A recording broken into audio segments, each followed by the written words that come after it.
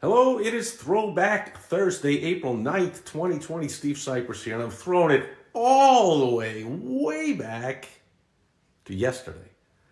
Yesterday, I attempted, if you even attempted to watch my horrendously messed up video, I attempted to record it with the massive, awesome full moon behind me. But first of all, full moon was covered by rain clouds and it was raining during the video. And second of all, for some reason, I couldn't get even a tenth of a half decent internet connection.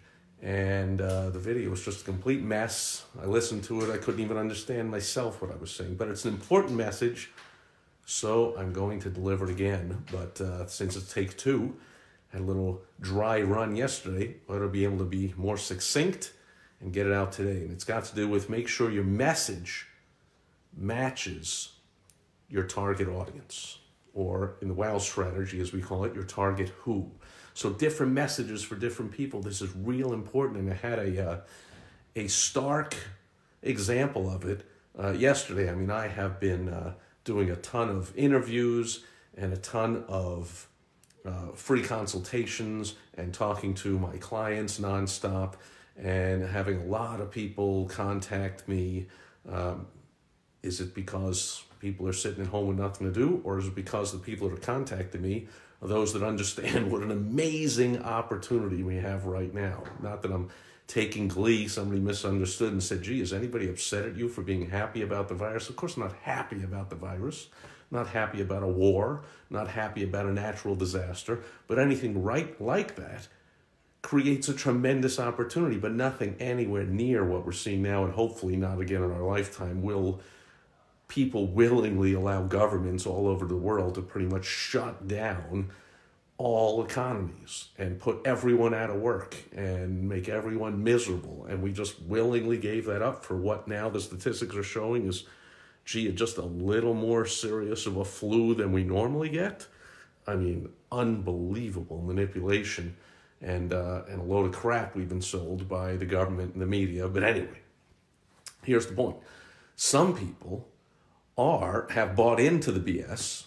They've got to come out of it soon, won't they? I mean, I haven't checked in a couple of days, but the death count of this virus must be up to, I don't know, 15 or 20,000 out of 340 million people. Not to mention, you saw a clip where one of these hypocritical government bureaucrats standing shoulder to shoulder in the front of the briefing room telling all of us we can't get anywhere near anybody, of course, admitted that hospitals are being told to just list anyone that dies with the virus as if the cause of death was the virus, even though, of course, it was not. So stroke deaths are way down, cancer deaths are way down, heart attacks way down, pneumonia way down, flu deaths way down, but we got to pump up some of these virus deaths for this coronavirus. Otherwise, it shows that we were complete liars and manipulators and propagandists saying how bad this was. Oh, and then another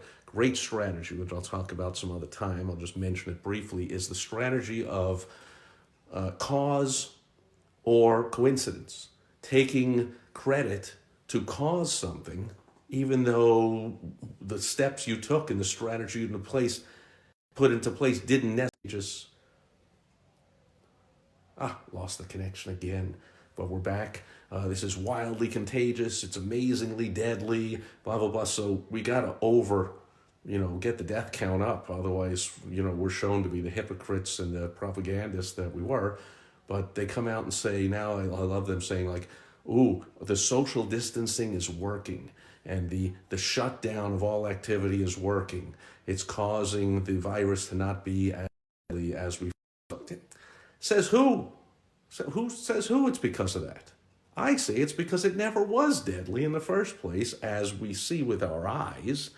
Again, I still haven't heard that every single person on the Tom Hanks movie set got the virus. It's not wildly contagious. He's the only one that had it, and he gave it to his wife, and it was a mild case, and he's fine, and so is almost everybody else, unless they already had heart, lung problems, and all that kind of stuff. But everybody knows that already, or they should know that. Those are the facts.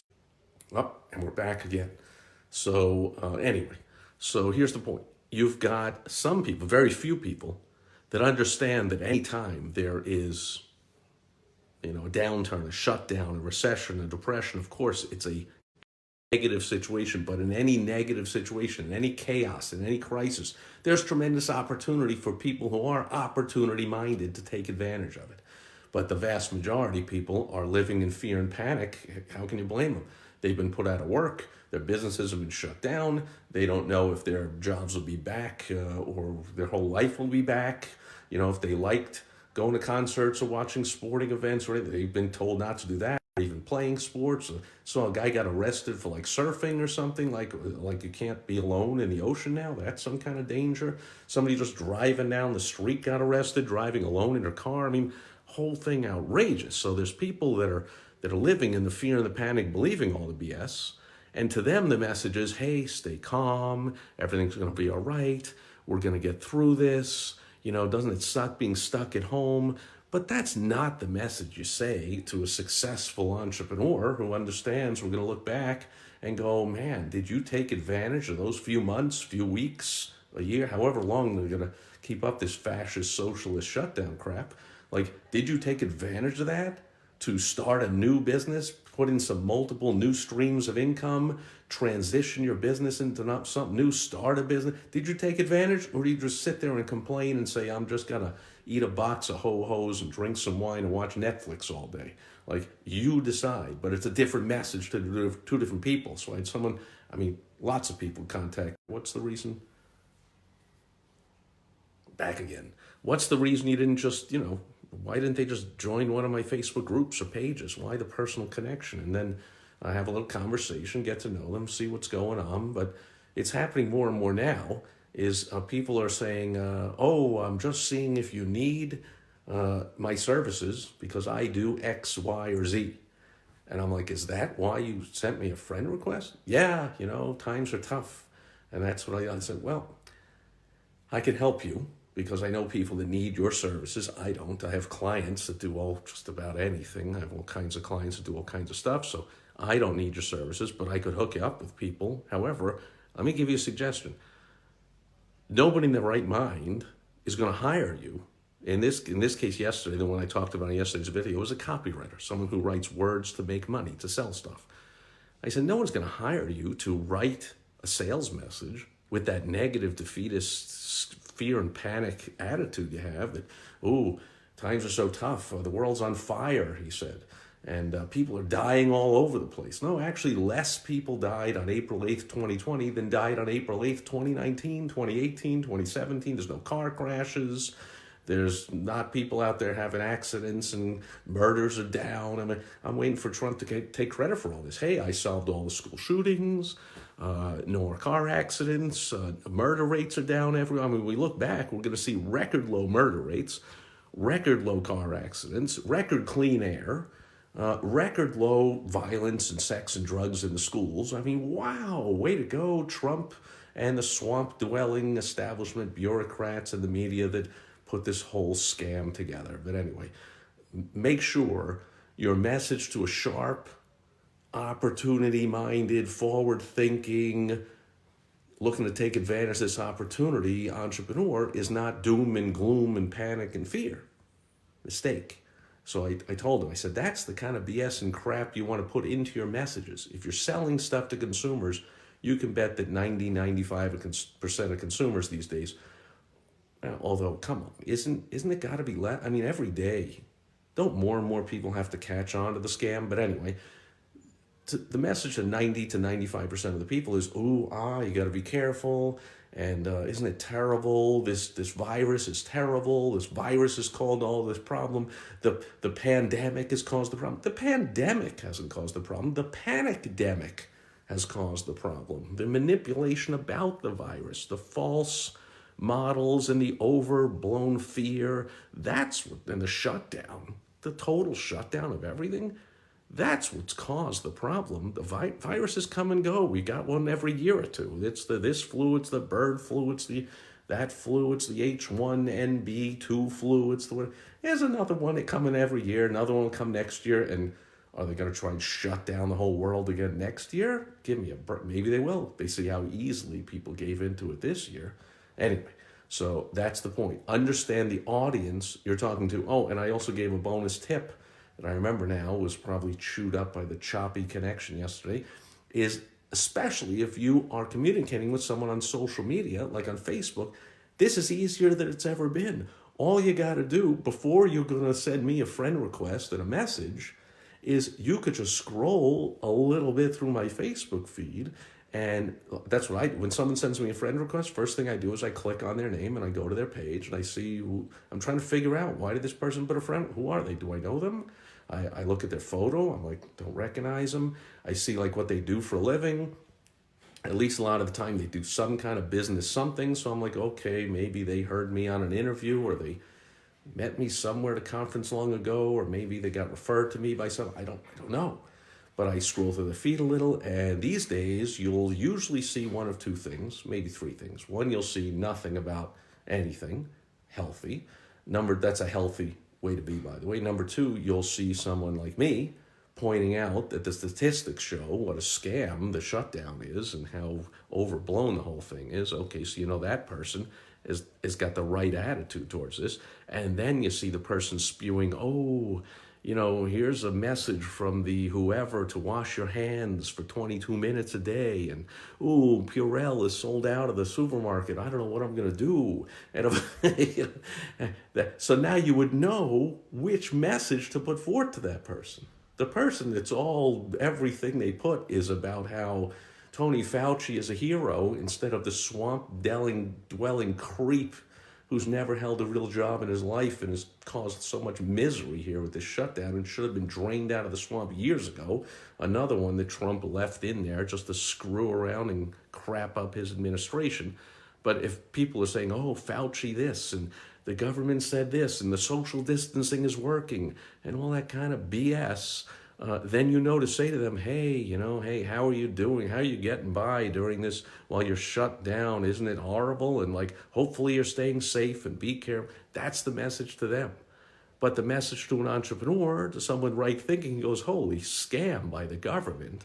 It's amazing how easily people gave up almost all of our personal freedoms. We're the whole First Amendment. I mean, we're not allowed to assemble. We're not allowed to go out of our house. We're not allowed to go to a religious service. We're not allowed to go to a game. There are no games. I mean, what the hell? We've given up everything there. Someone's posting about that, then you would not say to that person, hey, be careful. I don't want you to get this deadly, contagious disease that clearly is a horrible disease that we've never seen before. Makes sense? And it's the same thing all the time. That's the backbone of the WOW strategy that I created. The first W, it stands for the who. You've got to know who you're talking to. You've got to know who you want to attract to do business with you. You've got to know as much as you can emotionally, psychologically about where they're at, so you can speak to them where they're at and attract you to where you are. But it starts with where they're at. So make sure you're not putting out a one-size-fits-all message. Here, I'm talking, you ought to be, if you're watching my videos, you ought to be a business owner. I'm talking to business owners.